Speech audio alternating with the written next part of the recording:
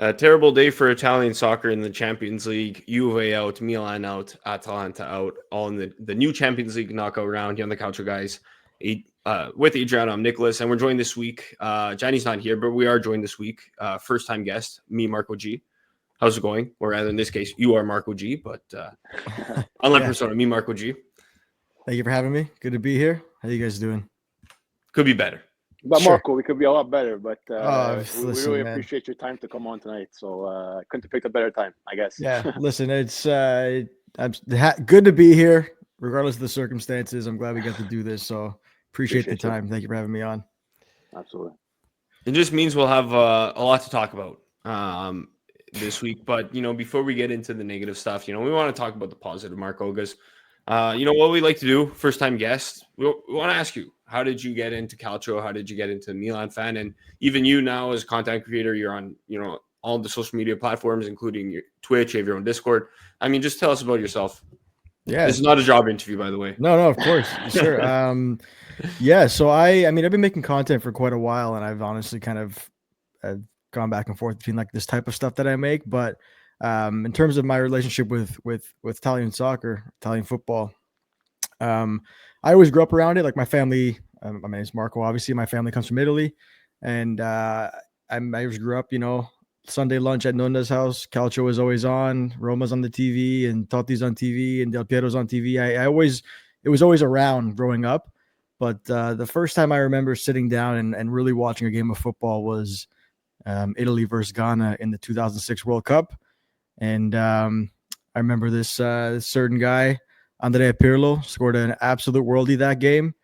From then I was like, I'm into this for sure. So I then flipped on the Brazil game. I watched this guy named Kaká and did a quick Google search in my computer room. Back then we had computer rooms in the house. There was only one. And I said, what team does Pirlo play for? Milan. Okay, write that down. What team does Kaká play for? Oh, the same team. This is it. Choice has been made. This is my club for life now. And I got pretty spoiled early on in my football experience because I went from Italy winning the World Cup in 2006 and the year after that Milan won the Champions League, and I was like, wow, it's pretty easy. At that point I had no idea. Like I picked the club because of the player. Like I was gonna watch no matter what. I had no idea what a Champions League was. I had no idea they were one of the biggest clubs. I love the players and I wanted to keep watching them. And then of course you learn and you watch more teams and different leagues. And at this point, I've watched football all around the world. I love it. I only support Milan. I always only ever will support Milan. If they drop down to Serie D one day, I will be there. I'll be making match reviews. Hopefully not. You know what I mean? But I'm in this for the long run now. And love it. Yeah, so I just started making more content about the team. And it just, I don't know, people started watching. I keep making it, and it's been going really well. I'm really proud of the community that we built over on TikTok and Instagram specifically. I believe we're almost at 40,000 now on TikTok alone, and it's been really cool. And a lot of people that I met too, like you guys, and if you all know Football Kush too, that does some Milan content, and do him as well. He's around me this area too. So the people that I met, even people that I met overseas too, just love the sport. And that's my story. I think the story that you shared with us, Marco, it hits home with so many people, so many guests that we've had in the past. Kind of maybe touches a bit with us as well. Kind of that generation of the 06 World Cup for Italy, especially coming as Italo Canadesi.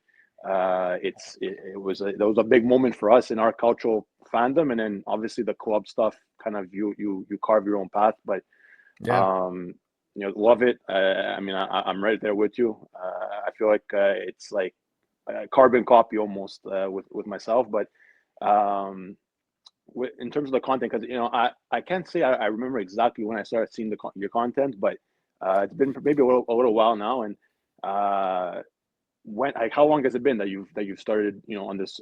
I know you said it's been like a little bit of time, but how long have you been out there in the cultural community of content creation? I would say in Calcio it's been maybe like 2 or 3 years.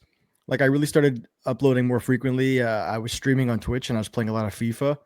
Okay. So naturally from there, when you start playing FIFA and your chat is fans of football and FIFA, you start having more football conversations, right? But Absolutely. on TikTok, my content was more based around the game and content in the game. But then as I kind of fell out of love with the game, and I'm getting older too, I don't have 4 or 5 hours to grind Ultimate Team anymore. I just started making match reviews and talking about Milan, and that every now and then I started seeing one video would pop a little bit about the club, and I was like, okay, I'll do more of these. And honestly, like, it's not even that I just did it because of the views. Like, it just kind of naturally felt like that. I was like, well, I don't know if I'm always going to play FIFA this much, but I know I'll always love Milan and watch Milan. So I think it just makes more sense to base the content around that, because why am I forcing myself to play a game I'm not enjoying to make content out of it, when, although Milan stress me out these days, I'd still rather watch Milan play and make content about Milan than play these days. Leaves you, it's so I left. Yeah. It's funny you mentioned that, because, like, I mean, Adriano could attest. I used to play so much Ultimate Team, FIFA in my early 20s, right? I think we all did. We all had more time then when we were younger, and I haven't touched Ultimate Team since maybe FIFA 20, FIFA 21. But passion's still there for Calcio, in my case for Juve. But it's funny you bring that up, because it's probably an age thing, right? But you know what? Like, thinking about it, like, those games, I mean, I don't think I'd be as in love with football without those games, right? Like, I learned so much through those games about who played where and who's from where, and when you open up the game and you start filtering through leagues, you're like, oh, there's like a million leagues in this sport, right? So I feel like I can attribute so much of whatever ball knowledge I have to I contribute a lot of it to FIFA. The fact that I can name probably where most players in top clubs are from is because I've seen their flags pop up a million times when I'm opening packs, So there you go. But yeah, those games did their job, right? They brought more fans to the sport. Myself, I'm sure a big part of it, right?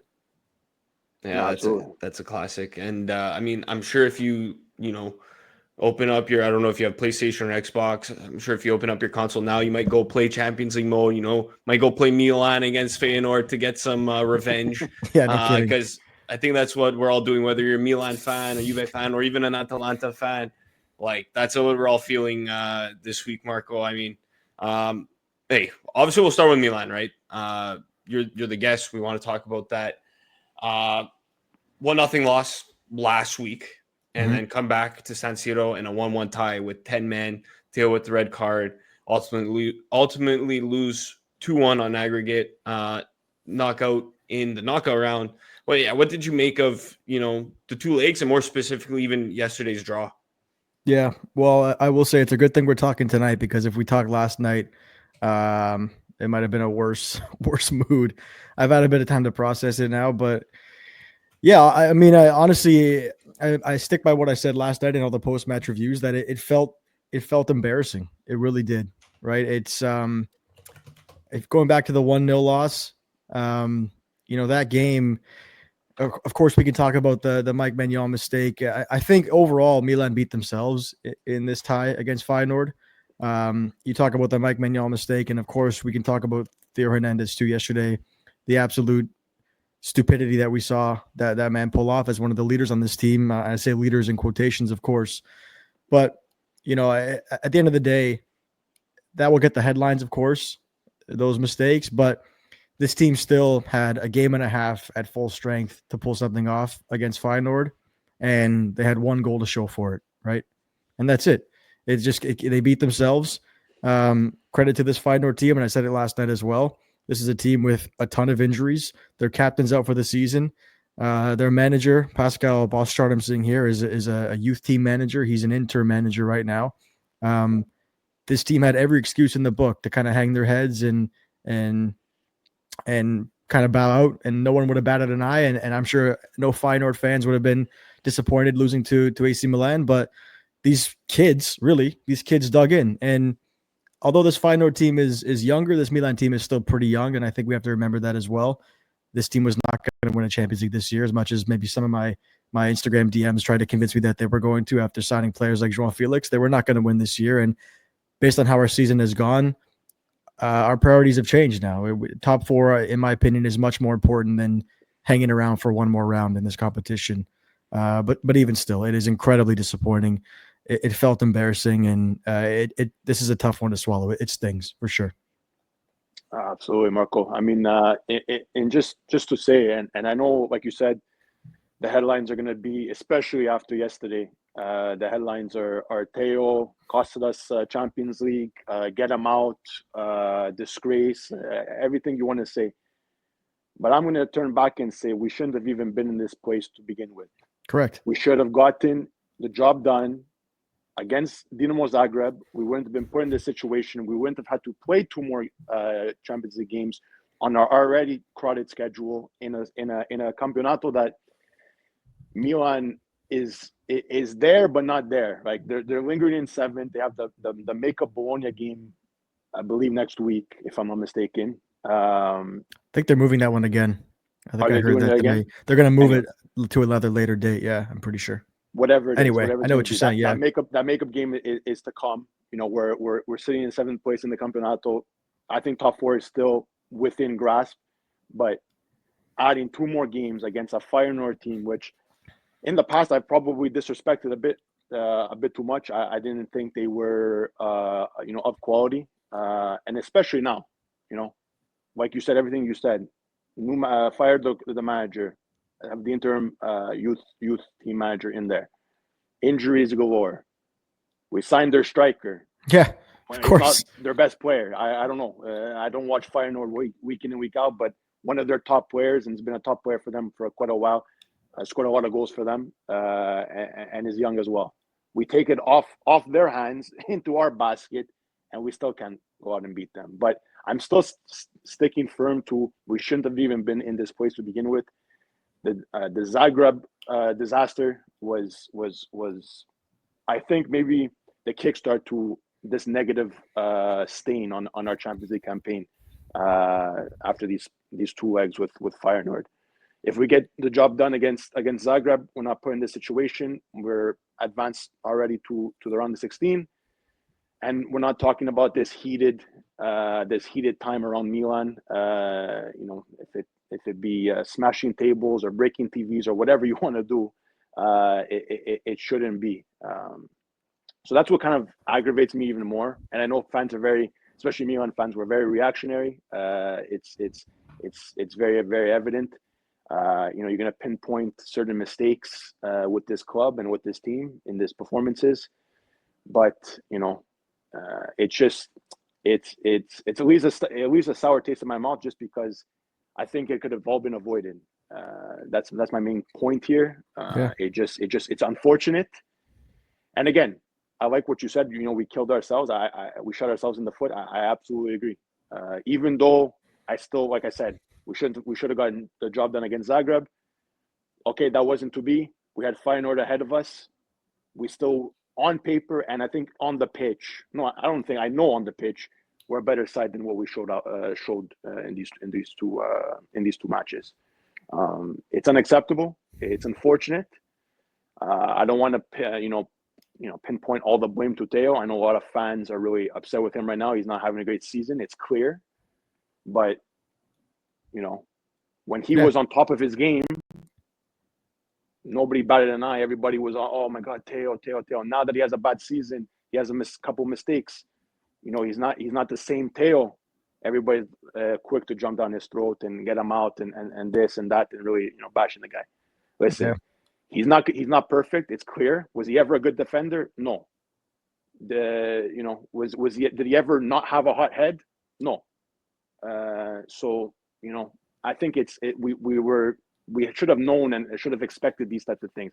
Is his performance yesterday an excuse? Am I making an excuse for it? Absolutely not, because you're on a fucking second yellow, and excuse my language already, guys. I'm already gonna get heated. But you're on a yellow. You go and simulation in the box. It's tough. You're on that yellow. You can't commit that action to be able to put this decision in the ref's hands to ultimately change the game and flip the game upside down. Mm-hmm. So it's tough. It's upsetting. And again, our top players, I don't think really I guess, ultimately performed and took us, to that next level and to advance to the round of 16. Because we're going to blame Theo on yesterday, but Magnan has a howler in the first game, and he's ultimately saved us many, many times. So it's just, I don't know. For me, it's an accumulation of things, like I said, Marco, and it could be the red card from Musa in the Zagreb game, to the blunder of Magnan in the first leg of Feyenoord, to the tail red card in the second leg against Feyenoord, and only scoring one goal, like you said, in 2 legs against, ultimately maybe not the top Feyenoord team. It's upsetting. It's it's something that we can't accept, but unfortunately, it's what the situation is. We have to turn the page. We have to go for top 4, even more, like you said. I totally agree. I know we're going to continue to talk about, Milan and whatnot, but I don't know. It just, I guess it's just I'm venting right now because we haven't been able to do so, and I guess it was going to be even worse, like you said, if it was yesterday. When we recorded. So, but I was at work, and I literally I don't think I did any work for maybe 30, 45 minutes. I just sat there and I stared at my screen, and I was like, I can't believe that these guys, like these professionals, are doing this. It's been the story all year, right? It's been the story all year. Like, we look and we go, how could this happen? How could this happen? Like, this is a team this year that beats Real Madrid in Madrid 3-1, and a few days later draws 3-3 to Cagliari. You know what I mean? It's just like this team all year has been maybe more Dr. so than Jekyll, Mr. Hyde. Yeah, it's been crazy, man. I don't remember a season with such high highs and such low lows in a long time, where you beat Inter, you beat Inter twice, right? You win a Super Cup, and then you beat Real Madrid, and we haven't lost to Inter this year yet. You beat Real Madrid, and then all of a sudden you draw Cagliari. Like, speaking of the Champions League specifically, though, like, it has not been a good run in general, right? Like, I know we're within top 8 without that Zagreb game, and of course we have a Yunus Musa red card in that game as well. But was this a top 8 side in Europe? I don't think so, right? Like, we got to be honest. Of course, like, you can't decide who you play, and if you have a chance to make top 8, you got to go for it. And of course, that pissed me off too, the fact that we couldn't get there. But absolutely, realistically, are we a top 8 side? No, we're not. We probably were somewhere in that 9 to 15, whatever that bracket was. We're probably a knockout side. And then, okay, you find yourself there. You have 2 games against Feyenoord, a damaged Feyenoord, and you still can't get it done. Like, it's just, again, I don't think any realistic Milan fan should not be expecting this team to win a Champions League this year. They should not have been, right? Of course, but and whether we went one more round and you draw Inter or you draw Arsenal, you bow out, okay, you can maybe accept that one, but they weren't going to win this one. It's just the way that it was done is just it is so embarrassing. Like you said before, that I failed to mention, you cannot buy a team's best player and lose to them. You cannot do that. That is as embarrassing as it gets to spend 35 million euros on somebody and lose to the team that you just bought. And he scored. He scored in the first minute. He scored for you, and then we could talk about Sergio Conceição too, because I have a huge problem with him in that second leg too. And absolutely, people say, what do you want him to do? He's got a weak squad. And Theo Hernandez, guys, come on. You go down to 10 men. Okay, what does that mean? You got to run more.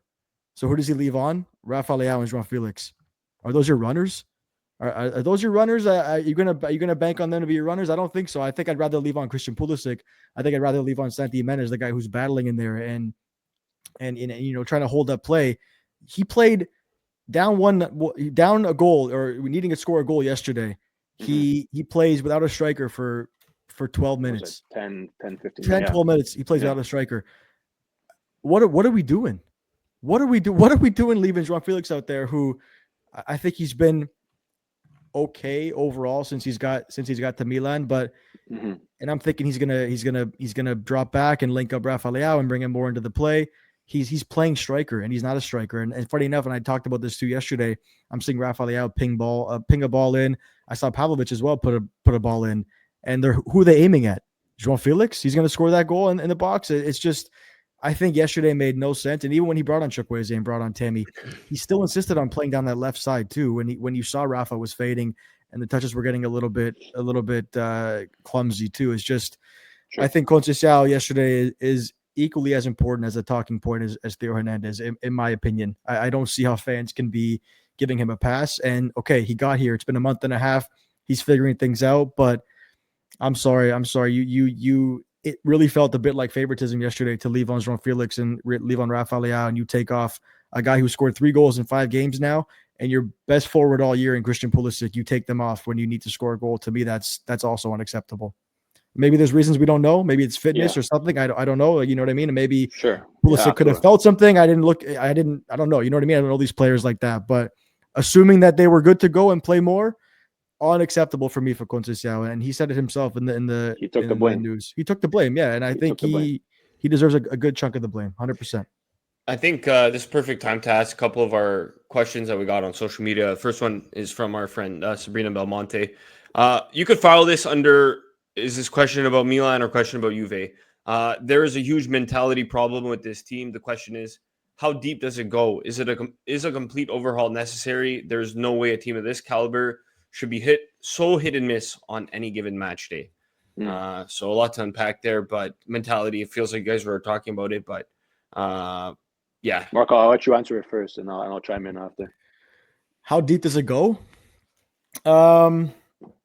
That's been a question I think all year for Milan is mentality, because it seems like this club only seems to step up when the competition is, they play up to the competition, right? They play down. Or they play down. Similarly, exactly. Right? Like, you know what I mean? Sir. So it's the drawing Calgary and losing to, they lose to Parma this year earlier. I don't even remember. Like, you know what I mean? Like, there's been so many bad results this year. The mentality, I think, it goes far, right? I don't know. We can sit here and speculate all day whether, does Rafa care about this team? Does Theo Hernandez care about this team? You know, I like to think that they do. I like to think that they do. I like to be a bit optimistic in that sense too, and think that these are professionals and they want to do their best at their job any given day. I want to believe that. Conceição as well. I think he comes in and he brings you a lot of passion. I think his mentality has been crucial for us in big moments too. You think back to the Supercopa. But I think, like we mentioned earlier too, and we talk about Feyenoord, how young they were. This Milan team is also young. And I think that results like this will build that mentality, right? Because you look around right now in that starting 11 yesterday, your front man, Santi Jimenez, is 23 years old. The guys behind him are at most 25, 26 years old. Is that old? I don't think so. I wish I was 25, 26 years old still. You know, I look in the midfield. I see Yunus Musa is 22 years old, and I look at their back line. Malaktiao and Pavlovic are both 23, right? Like, this is still a team that maybe you want to call it mentality, and I think it's a bit of immaturity too, right? And this team is definitely lacking in leaders when you get rid of so many profiles in the past. I'm not going to go on about that. We all know those kind of stories, but I think these kind of results will build character like that, because I think there are players in this team that genuinely do care and genuinely do show that fight every single game. It's rare to find a team where every single person can play like a Pavlovic, right? But you need someone like that in that team, and maybe a couple more of those. So the question is, how deep does it go? I think it's an impossible question to answer. I think it's what you saw more so of mentality is less mentality. I think it's more just, we can frame it more as immaturity. And I think results like this will hopefully put some guys in shape. I don't know if Adrian want to answer. If we go to the next question. No, I'll chime in just a bit there. Yeah. I mean, it was great group of questions there by Sabrina. Honestly, it's frustrating because I think the caliber is there, right? Like she said, like, how is it possible that a team of this caliber is so inconsistent and up and down, and they can't seem to string that these consistent wins together, and like, is it possible we can't just go out and win a game like 2-3-0, or just casually simple? Like, I don't know. It seems like it's impossible for Milan to do so, because honestly I do, as much as I want to be we're realist too, like you said, Marco. I do think that there is quality on this team. I know there is quality on this team. It's when they want to show it is the concerning part for me. Obviously, it is. I'm going to say, like, I don't think the lack of talent is there. I think it has to be a mentality thing, because it's impossible to me to think that, guys like Leao, Mania, Reinders, Pulisic, Fofana, like all these players, like, you can't tell me that they can't. Santi Jimenez now, like, you can't tell me that they're not good enough to, to do, bigger and better things. Like, for me, it just doesn't make sense. But I think lack of leaders is clear. We've gone through a coaching change this season, right? Moving on from Pioli to the Fonseca project that obviously didn't last very, very long. Now bringing in Conceição. This team has changed a lot and has seen a lot of different changes. So it's not to make an excuse, but I think the mentality is definitely weak. But again, it still starts at the top, with management, and who's in charge, and who's calling the shots, and who's making these decisions. Personally, like, on the field, I love you, bro, but upstairs, it's not for him. For me, it's clear it's not for him. And that's my opinion. I don't know, Marco, you might have a different opinion, and that's fine. Yeah, I think it's hard to sit here and speculate, right? Because it seemed like, looking back, and of course we look back at that Scudetto season and we think it was all perfect that year. That team was a bit fortunate to walk away with that Scudetto that season, if we're being quite honest, right? I don't know if I can't hear him. Is it me or is it him? Yeah, Adri, you're. I think he's on mute. Yeah, you're muted. Sorry. You're good. No, it's okay. Yeah, we can sit here and speculate, right? But I think, back then we had different management, and Maldini was here, and did they want to play for that team more than they want to play for this team, right? Who knows, right? I think at the end of the day, these are professionals, and it shouldn't, to a certain extent, of course, I want to preface that, it shouldn't matter who's on the sideline or who's upstairs. If you're a professional, you should be giving effort every single game. In my opinion, I think effort should never be a question. Of course, you can have debates with your manager about the way you're being used and your tactics and this and that, of course. Yeah. And we saw Fonseca bench Rafael and Teo, right? Like, absolutely, everyone gave him so much hate for that. But he said it to our face that some guys don't work hard enough on this team, right? So he never said names, but we can speculate. Maybe it was them, I guess, who got dropped. But again, right, the effort should always be there, and sadly with this Milan team, it's not this year. And yeah, it does come down to a mentality thing, but I think every team needs to account for a certain number of these, right? But you can't have a team full of Teos or Rafael sometimes that, on any given day they could be out of it, right? That's kind of the thing we're saying these days is hopefully Rafa's up for it today. Hopefully Teo's up for it today. You say those things, which is horrible to say, right? But you do need, I think every team needs some rocks. And right now we are missing that, right? Like, we're missing the Tonalis of the world, and we're missing the Romagnolis and these personalities that kind of keep you in check every now and then. The guys you look to when you're down to clap in your face and say, let's go, pick it up. Yeah. Right. We're missing that right now. But again, it's a young squad. It's a bit of an immature squad right now. And I think results like yesterday will have some of these players look at themselves and say, I remember being in that Feyenoord game. We're not doing this again. Wake up, right? Guys like Pavlovic that put in a shift that night. We'll look at players in the future when there's adversity and say, we're not doing this again. Okay, wake up. Yeah. Yeah, he's the only one that seems to care, but it's crazy. Yeah. And again, but Pulisic too, but fortunately coach took him off, right? So yeah, he couldn't affect the game after that. And I think, again, that comes down to Conceição. Of course. And like I was saying, I don't know if I was on mute tonight. Sorry, I didn't realize that, but it's for me, it's just crazy to think that we don't have. I think we have the players. I think it's just putting it all together. Like it's crazy. Like, who's our leader? We don't know yet. We don't know. We don't. Like, now it's Magnan under Conceição, right? We've seen that shift of Magnan really taking the captain's armband and being, I guess, our captain now. Like, you get rid of Calabria, who was our captain, right? Even if on or off the pitch, he was our quote unquote captain. Benacer too.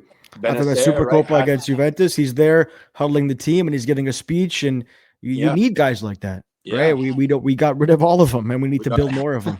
And then we don't even Manuel wears the captain armband, and again, I think he's probably up for that, but I find it's always hard. And again, we're gonna exclude like the Buffons of the world, but like it's hard to be that guy, but be between the sticks. Like, to really like when you're on the pitch and getting guys going and whatnot. We've seen Leao wear the captain's armband, and we've seen Teo wear it as well. Now it's Maignan, but it's just crazy. And again, a part of that question from Sabrina, does a total overhaul need to happen? Marco, I'll let you answer it first, but we had a mini one kind of in this January transfer window that I don't think many of us expected to happen the way it happened. Like it was a free for all buy at the end of the window, and loan and buy and sell and obligation, option. We had it all, right? The Mercato Madness, like we like to call it. But is a total overhaul needed with this squad? I'll let you answer that first. I don't think so. I listen. We are a month and a half out of the winter transfer window, and like you said, we pretty much overhauled this team. We've pretty much begun this season twice, right? Look at this team 6 months ago to what it is now. It's two different teams, two different managers, and we're a month and a half into this new team, and I think it needs time. Again, it's a young squad, and you have to hope that leaders will come from it, right? And like you said before, you've touched on it many times. I'm with you. I think that there's talent like oozing out of this squad all over the place, right? And we finally have a sniper now in Santi Jimenez that we've been begging for my God, 5, 6, 7 years now. We finally got one, right? He needs a bit of time. He's already scored 3 goals in 5 games. He hasn't looked incredible, but he's scoring goals already. We got him, right? Mm-hmm. Christian Pulisic has stepped up to become one of our most reliable players, and he's here now. And Tijani Reinders is one of the best midfielders in the country, in my opinion, maybe in Europe, right? And we're seeing this year too. We're seeing Malik Thiaw step up and put in incredible shifts. We're seeing Pavlovic show that fire. Mike Maignan, of course, other than that first leg, I mean, he's had a couple of those this season. That near post seems to be a bit leaky for him, but one of the best keepers in Europe. I agree with you. There's a solid squad here for sure. And I'm sure Milan fans are tired of hearing this, but we just overhauled it. We kind of did. We just overhauled it, and we can't now turn a month and a half later and say, what's going on? Why is it not working? They need time too, right? They need time. New manager as well.